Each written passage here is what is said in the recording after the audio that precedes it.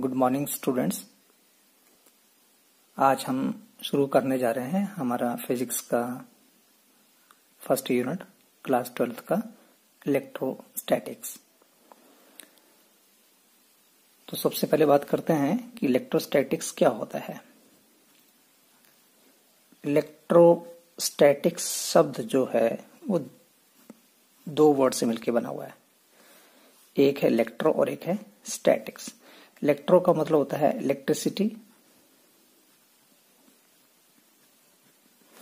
या इसको बोल सकते हैं चार्ज, और स्टैटिक्स का मतलब होता है इमूवेबल, यानी कि जो मूव नहीं करता है, एक जगह पे रहता है, रेस्ट पे रहता है।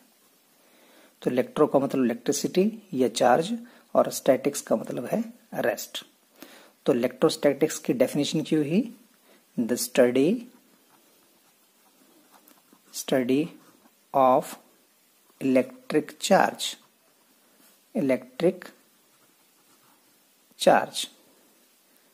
Eight rest. The study of electric charge at rest. ये जो इलेक्ट्रिक चार्ज है ये है क्या? इलेक्ट्रिक चार्ज क्या है? आपने देखा होगा कि सारी चीजें दुनिया में जो हैं वो एटम से मिलकर बनी होती हैं, और एटम के बीच में होते हैं प्रोटॉन और इलेक्ट्रॉन्स। प्रोटॉन पे पॉजिटिव चार्ज होता है हम बोलते हैं, और इलेक्ट्रॉन पे नेगेटिव चार्ज होता है। तो एक प्रॉपर्टीज है प्रोटॉन और इलेक्ट्रॉन के बीच में, जिनकी वजह से एक दूसरे के ऊपर वो फोर्स लगाते हैं। हमें पता है कि इलेक्ट्रॉन प्रोटॉन को खींचते हैं, प्रोटॉन इलेक्ट्रॉन को अपनी तरफ खींचते हैं। तो इनके बीच में एक प्रॉपर्टी है, उस प्रॉपर्टी को बोलते हैं इलेक्ट्रिक चार्ज। तो इलेक्ट्रिक चार्ज क्या हुआ? The additional property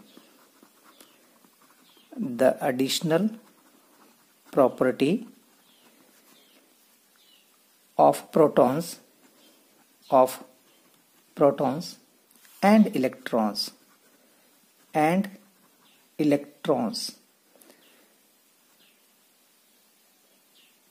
which gives rise to electric force,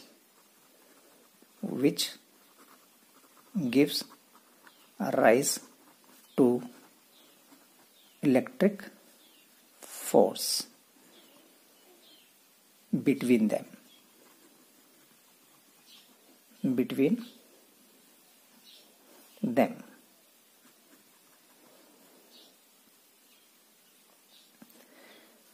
तो इलेक्ट्रिक चार्ज क्या हुआ? Electric charge is the additional property of proton and electron which give rise to electric force between them. हमने आज तक पढ़ा था कि दो तरह की फोर्सेस होती है। ग्रेविटेशनल फोर्स होती है, लेकिन ग्रेविटेशनल फोर्स वहां पे लगती है जहां पे मास बहुत ज्यादा हो।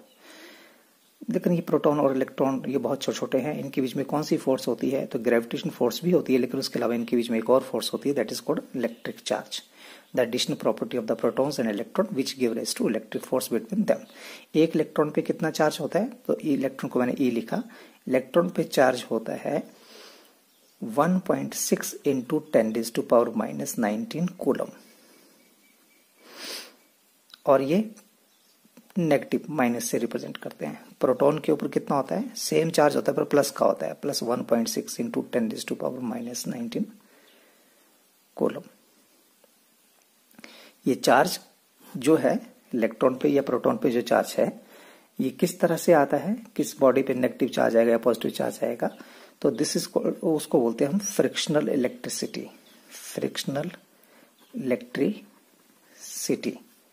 फ्रिक्शनल इलेक्ट्रिसिटी क्या होती है कि अगर ये आपके पास एक बॉडी है ए और एक बॉडी है बी, अगर ए और बॉडी बी जो है इन दोनों को आप आपस में रब करते हैं तो क्या होगा?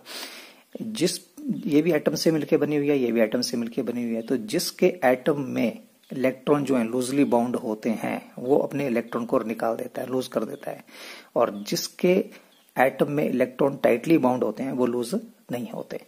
तो मान लीजिए यहाँ पे हमारे पास बॉडी ए में जो इलेक्ट्रॉन थे वो लूजली बाउंड थे और इसने 2 इलेक्ट्रॉन आपने यहाँ पे दे दिए। तो मैंने ये लिखा 2 इलेक्ट्रॉन इधर चले गए। तो जहां से 2 इलेक्ट्रॉन जाएंगे, जिस बॉडी से इलेक्ट्रॉन गए वहां पे कितने गए? 2 गए, तो ये +2 चार्ज यहाँ आ जाएगा। और जिस बॉडी के ऊपर 2 इलेक्ट्रॉन जाएंगे वहां पे -2 चार्ज आ जाएगा। इसको दूसरे तरीके से समझते हैं कि मान लीजिए जो बॉडी थी इसमें हमारे पास 6 प्रोटॉन थे और 6 ही इसमें इलेक्ट्रॉन थे। प्रोटॉन पे पॉजिटिव चार्ज, इलेक्ट्रॉन पे नेगेटिव चार्ज। दूसरी तरफ बॉडी है, इस पे 10 प्रोटॉन है और 10 इसी में इलेक्ट्रॉन है।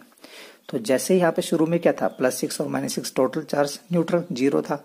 यहाँ 10 पॉजिटिव के थे, माइनस के 10 थे, 10 + 10 और -10 0 था। लेकिन जब यहाँ से 2 इलेक्ट्रॉन इधर चले गए तो यहाँ पे कितने बचे? प्रोटॉन बचे +6 और इलेक्ट्रॉन कितने बचे? 2 तो चले गए तो 4 बच गए, माइनस के 4 इलेक्ट्रॉन। इधर प्रोटॉन कितने थे? प्लस के 10 और इलेक्ट्रॉन कितने? -10, 2 ही आगे माइनस के, तो कितने हो गए? -10 और -2 -12। यहाँ कितने बचे? +2 और यहाँ पे क्या बचे? -2। तो यहाँ पे जो बात मैंने ऊपर बोली ये वाली कि जब यहाँ से 2 इलेक्ट्रॉन गए तो यहाँ पे क्या चार्ज आ गया? +2 और यहाँ पे क्या चार्ज आ गया? -2। उसके अलावा अगर हम बात करें कि इलेक्ट्रॉन का जो मास है, इलेक्ट्रॉन का जो मास है, तो मैं से लिखता हूं मास ऑफ इलेक्ट्रॉन, ये Me लिख दिया, mass of electron. Mass of electron होता है 9.1 × 10⁻³ किलोग्राम। तो इसका मतलब जब यहां से इलेक्ट्रॉन इधर जाते हैं तो मास भी जाता है।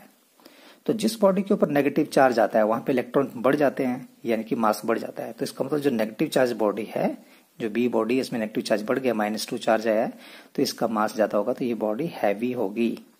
और जिस पे प्लस चार्ज आता है वो हल्की होगी, वो लाइट बॉडी होगी, that is called light body. तो फ्रिक्शन इलेक्ट्रिसिटी क्या है कि जब 2 बॉडी को आपस में रब करते हैं तो रब करने से जो उनके ऊपर चार्ज आता है, एक पे नेगेटिव आता है एक पे पॉजिटिव आता है, उसको बोलते हैं फ्रिक्शनल इलेक्ट्रिसिटी। तो इसकी डेफिनेशन क्या हुई? The electricity developed on objects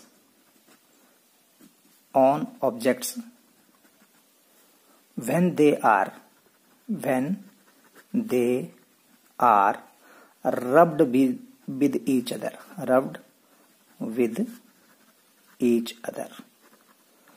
electricity developed on objects when they are rubbed with each other is called frictional electricity। उसको हम फ्रिक्शनल इलेक्ट्रिसिटी बोलते हैं। अब ये जो चार्ज आता है, किसी पे पॉजिटिव चार्ज आ रहा है, किसी पे नेगेटिव चार्ज आता है, तो ये चार्ज कितने तरह के हुए? 2 तरह के। काइंड ऑफ चार्जेस कितने तरह के हुए? काइंड ऑफ चार्जेस 2 टाइप्स के। 2 टाइप्स के होते हैं। एक को आपने बोला पॉजिटिव चार्ज और एक को बोला आपने नेगेटिव चार्ज। जो पॉजिटिव चार्ज था बेसिकली उसका नाम था विट्रस और जो नेगेटिव चार्ज था उसका नाम था रेजिनस, पर बाद में हमने इसको पॉजिटिव बोल दिया, विट्रस को पॉजिटिव बोल दिया और रेजिनस को हमने नेगेटिव चार्ज बोल दिया। ये जो चार्ज है इसका सिंबल जो है, इसका सिंबल है क्यू। फिजिक्स में क्यू से रिप्रेजेंट करते हैं चार्ज को। और इसका एसआई यूनिट जो है, एसआई यूनिट है इसमें कूलम, और इसको सी से रिप्रेजेंट करते हैं। और सीजीएस यूनिट जो है चार्ज का, सीजीएस यूनिट चार्ज का वो है स्टैट कूलम। और 1 coulomb is equal to 3 × 10⁹ statcoulomb के बराबर होता है। चार्ज का डायमेंशनल फॉर्मूला क्या होगा? तो डायमेंशनल फॉर्मूला चार्ज का, तो हमें पता है कि करंट का फॉर्मूला होता है current I is equal to Q/T। Current बराबर है चार्ज बटा टाइम। तो यहां से चार्ज निकालना है, तो charge is equal to current into time इधर मल्टीप्लाई हो गया, तो charge is equal to current का यूनिट होता है एम्पियर और टी को लिखते हैं टी से। तो हमारे पास ये डायमेंशन फार्मूला आ गया AT। आप इसको ऐसे भी लिख सकते हैं, M है नहीं यहाँ पे, M0, L नहीं है, 0 T है, ये लिख दिया और A आ गया। तो this is the dimension formula for the electric charge. अब हम थोड़े से एग्जांपल और लेते हैं कि जब दो बॉडी को आपस में रब करते हैं तो किस तरह से चार्ज आता है। तो हम ग्लास रोड, एक बॉडी को मैंने ग्लास रोड बोल दिया, बी बॉडी को मैंने सिल्क क्लॉथ बोल दिया। तो ग्लास रोड को जब मैं सिल्क के कपड़े के साथ रब करता हूं, रगड़ता हूं, तो ड्यू टू फ्रिक्शन यहाँ पे ग्लास रोड पे पॉजिटिव चार्ज आ जाता है और सिल्क के ऊपर नेगेटिव चार्ज आ जाता है। यानी कि ग्लास रोड से इलेक्ट्रॉन कहाँ जाते हैं, सिल्क के कपड़े के ऊपर चले जाते हैं रब करने के बाद। तो ये जो चार्ज हुआ इसको बोलेंगे इलेक्ट्रोस्टैटिक, स्टैटिक चार्ज होगा ये। उसके बाद आता है दूसरा एग्जांपल देते हैं एबोनाइट की रोड। एबोनाइट की रोड को लेते हैं और उसको आप रब करते हो फर से। फर होता है जैसे ऊन की तरह, आपने नोट किया होगा जैकेट्स के अंदर लगे होते हैं फर। तो एबोनाइट की रोड को अगर मैं फर से रब करता हूं तो एबोनाइट रोड के ऊपर नेगेटिव चार्ज आता है और फर के ऊपर पॉजिटिव चार्ज आता है। इसका मतलब फर ने इलेक्ट्रॉन कहाँ दे दिए, यहाँ पे दिए। क्यों दिए, क्योंकि यहाँ इलेक्ट्रॉन लूज थे, वो यहाँ पे चले गए। ग्लास रोड के टाइम पे क्या हुआ कि ग्लास रोड के एटम में जो इलेक्ट्रॉन वो लूजली बाउंड है, तो उसने अपने इलेक्ट्रॉन कहाँ दे दिए, सिल्क के कपड़े के साथ दे दिए। ये हमने प्रैक्टिकल किया है। प्रैक्टिकल से हमें कन्फर्म हुआ है कि ग्लास रोड पे पॉजिटिव चार्ज आता है और सिल्क के कपड़े के ऊपर नेगेटिव चार्ज आता है। और उसी तरह से एबोनाइट और फर को आपस में रब की जाए तो एबोनाइट पे नेगेटिव चार्ज और फर पे पॉजिटिव चार्ज आता है। इसी तरह के कुछ एक और एग्जाम्पल है जिनको मैं यहाँ पे नीचे लिख रहा हूँ। ये मैंने नीचे कुछ और एग्जाम्पल लिखे। बॉडी ए में एम्बर और इधर वुलन, प्लास्टिक, वुलन, रबड़, वुलन। तो जब भी एम्बर को वुलन के साथ रब करते हैं तो वुलन पे पॉजिटिव चार्ज आता है, एम्बर पे नेगेटिव चार्ज आता है। प्लास्टिक के पेन है, प्लास्टिक की कोई बॉडी है, उसको वुलन के साथ, ऊन के साथ अगर रब करते हो, बालों के साथ रब करते हो तो उसमें पॉजिटिव चार्ज आएगा और प्लास्टिक पे नेगेटिव चार्ज आएगा। रबड़ को जब वुलन से रब करोगे तो उस पे वुलन पे फिर से पॉजिटिव चार्ज और रबड़ पे नेगेटिव चार्ज आएगा। तो यहाँ से एक चीज तो आपको क्लियर हो रही है कि वुलन में और फर में कैसा चार्ज आ रहा है, पॉजिटिव चार्ज आ रहा है। और ग्लास रोड पे भी कैसा है, पॉजिटिव। बाकी चीजें उनके ऊपर कैसा चार्ज आ रहा है, नेगेटिव चार्ज आ रहा है। ये हमने प्रैक्टिकल किया हुआ है और इससे हमें क्लियर हुआ कि किसके ऊपर कौन सा चार्ज आता है। ये चार्ज जो हम अभी पढ़ रहे थे, चार्ज जो है ये एक स्केलर क्वांटिटी है। Charge it is a scalar quantity, ये स्केलर क्वांटिटी है चार्ज। और मास की हमने बात की तो यहाँ पे अभी हमने पढ़ा ये मास ऑफ इलेक्ट्रॉन इतना होता है। तो उसी तरह से अगर मैं मास ऑफ प्रोटॉन भी लिखूं यहाँ पे, तो मास ऑफ प्रोटॉन जो है वो होता है 1.67 इंटू 10⁻⁻27 kg। तो आप यहाँ से क्लियर हो गया कि जो इलेक्ट्रॉन है उसका मास देखिए यहाँ पे 9.1 10⁻31 है और ये 10⁻27 है। तो मास ऑफ इलेक्ट्रॉन कम है, -31 छोटा होता है, -27 बड़ा होता है। तो इलेक्ट्रॉन का मास कम होता है और प्रोटॉन का मास ज्यादा होता है। प्रोटॉन थोड़ा सा भारी होता है। अब हम एक एक्सपेरिमेंट करके देखें कि ये देखें, पहले ए पोजीशन पे जो मैंने एक्सपेरिमेंट के लिए रखा है, ये मैंने एक रोड ली, ग्लास रोड, और उसको सिल्क के कपड़े के साथ मैंने रब किया। तो मुझे पता है कि ग्लास रोड पे पॉजिटिव चार्ज आ जाता है और सिल्क के कपड़े के ऊपर नेगेटिव चार्ज आता है। फिर मैंने एक ग्लास रोड को लटका दिया यहाँ पे धागे के साथ। उसके बाद मैंने एक और ग्लास रोड ली, उसको मैंने सिल्क के कपड़े के साथ रब किया। सिल्क पे नेगेटिव चार्ज आ गया, ग्लास रोड पे पॉजिटिव चार्ज आ गया।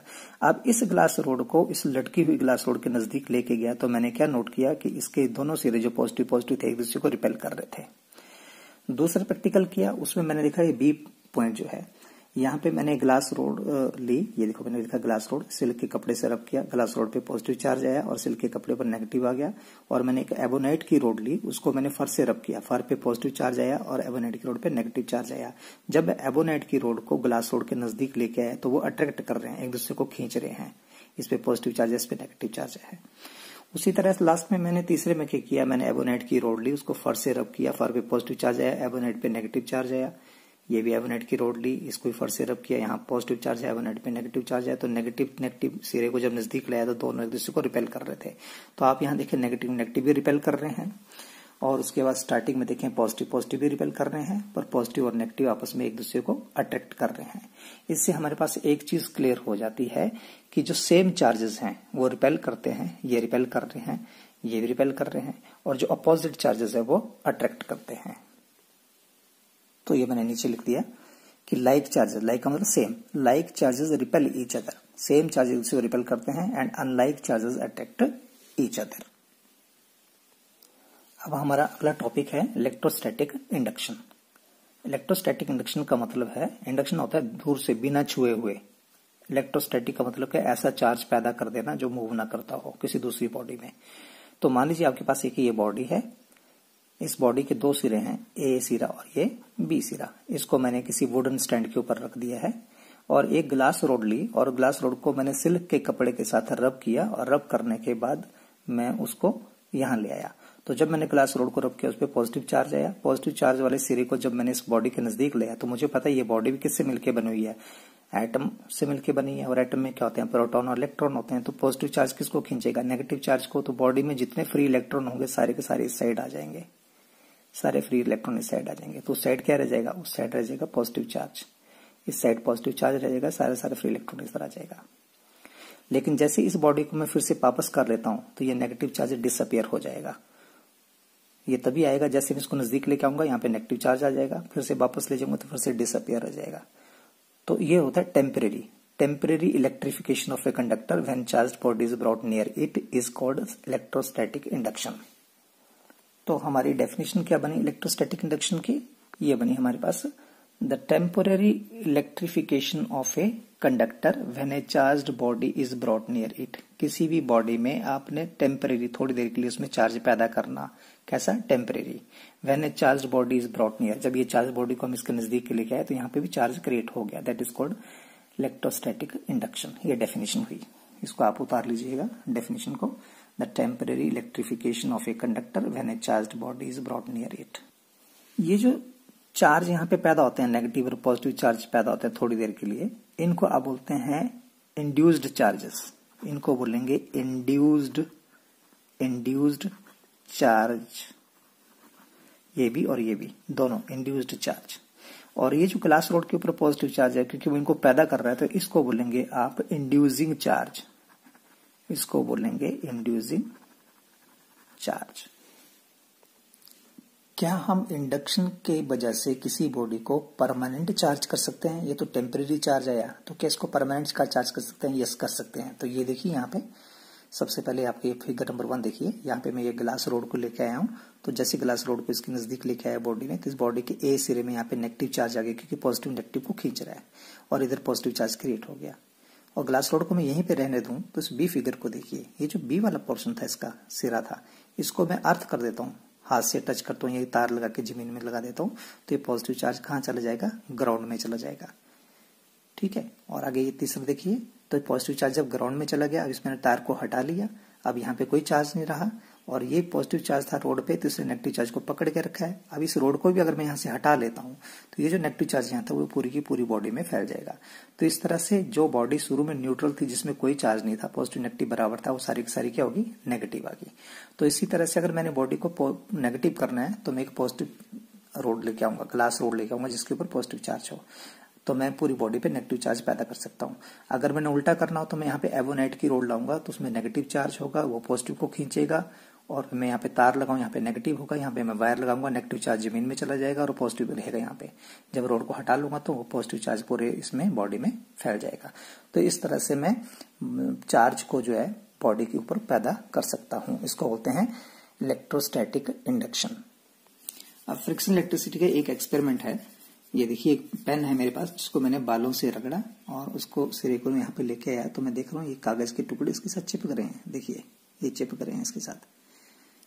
ठीक है, तो ये क्यों चिपके, क्योंकि मैंने जब इस पेन के इस हिस्से को अपने बालों से रगड़ा तो ड्यू टू फ्रिक्शन की वजह से यहाँ पे फ्रिक्शन इलेक्ट्रिसिटी पैदा होगी, चार्ज पैदा हो गया, बालों पे पॉजिटिव चार्ज, यहाँ पे नेगेटिव चार्ज, यहाँ पे इलेक्ट्रॉन आ गए थे, ये देखिए, तो ये चिपक रहे हैं। ठीक है, तो लेकिन ये वाला सिरा इनको नहीं खींच रहा है, इसका मतलब क्या हुआ, जो चार्ज यहाँ पैदा हुआ वो यहाँ से इस तरफ नहीं जा रहा है, वो अपनी जगह पे रुका रहता है, तो उस चार्ज को हम बोलते हैं स्टैटिक, तो इसको बोलते हैं इलेक्ट्रोस्टैटिक चार्ज। तो ये पेन के ऊपर कौन सा चार्ज पैदा हुआ, इलेक्ट्रोस्टैटिक, ये इसको बोलेंगे आप फ्रिक्शनल इलेक्ट्रिसिटी। लास्ट में है प्रॉपर्टीज ऑफ इलेक्ट्रिक चार्ज, तो मैंने यहाँ पे लिख दी है कि इलेक्ट्रिक चार्ज की प्रॉपर्टीज क्या हैं कि like charges repel and unlike charges attract each other. दूसरा है the elementary charge on proton and electron is equal to 1.6 into 10⁻⁻19 coulomb. Electron पे यह माइनस होगा और प्रोटॉन पे ये प्लस होगा। चार्ज जो है it is additive in nature, additive का मतलब जमा होता है, किसी बॉडी पे 6 पॉजिटिव है, फिर 4 पॉजिटिव आ गए तो 10 पॉजिटिव हो जाएगा। Charge it is a quantized क्या होता है, इसको हम कल पढ़ेंगे डिटेल में, तो it is charge is a quantized. उसके बाद charge always conservation law applicable होता है, charge neither be created nor be destroy, तो charge is always conserved.